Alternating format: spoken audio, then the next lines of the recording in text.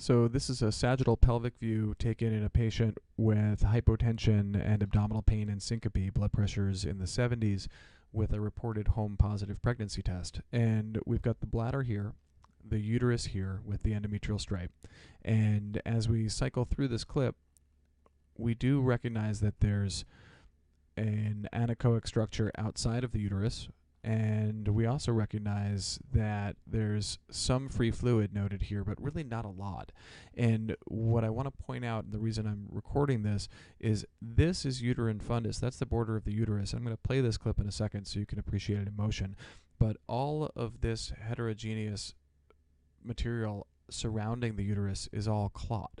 And it can be really challenging to pick out clot when it's present as opposed to fresh blood. So a little bit of free fluid up there, lots of heterogeneous material surrounding the uterus, and really if you're suspecting a significant hemoperitoneum, and in patients with ruptured ectopic pregnancy, it's often clot in the pelvis by the time we see them in the emergency department. The best thing to do is to take a look at another view of the peritoneal cavity. And that's exactly what the providers did here. And going up to the right upper quadrant, we see that there's a large amount of free fluid in Morrison's pouch and extending down towards the inferior pole of the kidney here in the right pericolic gutter.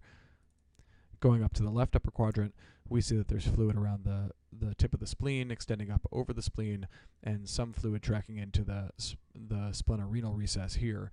So this is a patient with massive hemoperitoneum and a ruptured ectopic pregnancy. The providers then go back and get a transverse view of the pelvis.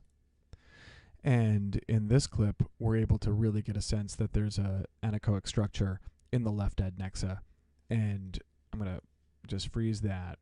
And here's uterus. Here is what was at laparoscopy confirmed to be a ruptured fallopian ectopic pregnancy proximal to the cornua.